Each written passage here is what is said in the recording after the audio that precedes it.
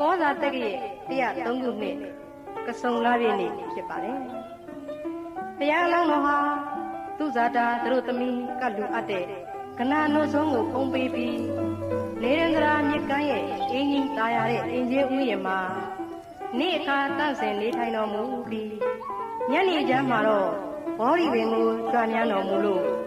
သုရိယမောင်စင်ရဲ့မျက်ရှိစုပ်ကိုအလှခံတော်မူပြီးဖျားမဖြစ်သမျှငါမထတော့အောင်လို့အဋ္ဌံပြုလို့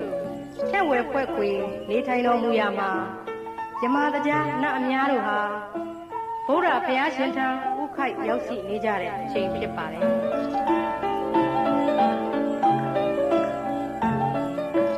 အဲဒီလိုနေထိုင်တော်မူပုံကိုမြင်ရလို့ဧကံမုတ်ချဘုရားဖြစ်တော်မှာပဲလို့သိတဲ့မနတ်မင်းဟာနတ်စစ်တီတွေကိုတတ်မတော်ကြီးဖန်တီးလိုက်ပါတယ်အဲ့ဒီနတ်စစ်တီတတ်မတော်ကြီးဟာဆိုရင်ရှေ့က12ယူဇနာလက်ဝဲလက်ရာ12ယူဇနာစီအထက်9ယူဇနာနဲ့နောက်မှနတ်စစ်တီများဟာစัจ java လာတိုင်းထိအောင်ဖြစ်ပါတယ်နတ်စစ်တီတတ်မတော်ကြီးကိုလက်နဲ့မျိုးစုံကိုင်းဆောင်စေပြီးမနတ်ကိုယ်တိုင်ကတောင်လောက်ကြီးတဲ့ဂိရိမေခလာစင်ကြီးကိုစီးလို့သူ့ကိုယ်မှလည်းလက်ယုံမုံတစ်ထောင်ဖန်ဆင်းပြီးလက်နဲ့မျိုးစုံကင်ထားပါတယ်မနတ်စစ်တီတွေရဲ့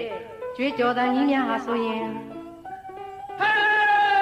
လာရတော့တိတ်တတ်တာကိုဖမ်းရတော့တိတ်တတ်တာကိုပြစ်ပြတ်နိုင်ကြကြပါလားမလီမောကဟောလို့ပြစ်ကြတိတ်တတ်တာကိုမကြောက်ကြလေတိုက်ကြ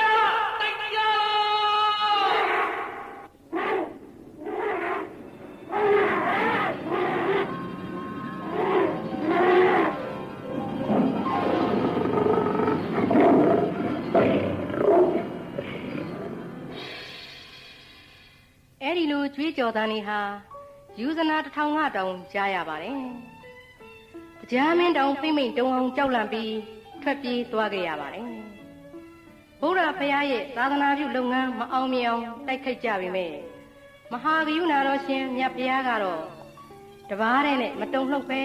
မေတ္တာတရားကိုသာပွားများပြီးနေတဲ့အခါမှာမနတ်ရဲ့စစ်လက်နဲ့တွေဟာအရာမရောက်ပဲရှိနေပါတော့တယ်။မြတ်ဖရာကမိမိရဲ့ကုသိုလ်ပါရမီကိုသာအကာအကွယ်ပြုလို့မနတ်ကိုခုလိုညွှတ်ဆိုပါတယ်မနတ်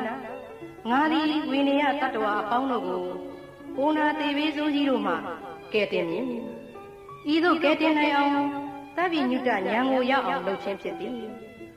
ငါပါရမီကိုဖြိုမရပါငါပါရမီကုသိုလ်တို့ကိုသင်မယုံလျင်သက်တည်ပြုမည်ဆိုပြီး2,400,000အထုရှိတဲ့မဟာပထဝီမြေကြီးကိုတက်တည်ပြုလိုက်ပါတယ်။အဲဒီအခါမှာမဟာပထဝီမြေကြီးဟာအိုးရင်းဆက်ကဲ့သို့တွတ်တွတ်ခါလာပြီးပြင်းထန်ဆူးရှာတဲ့အတန်ကြီးတွေမြည်ဟီးလာပြီးတော့စัจ java လာတစ်ခုလုံးပဲ့တင်ရိုက်ခတ်သွားပါတော့တယ်ရှင်။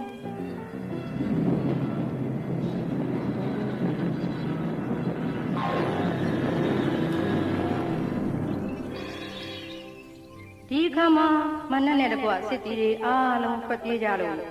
ဘုရားဘုရားရှင်ရဲ့မဟာဂိဏတော်နဲ့မနတ်ကိုအောင်ပွဲဆင်နိုင်ခြင်းဖြစ်ပါတော့တယ်ရှင်။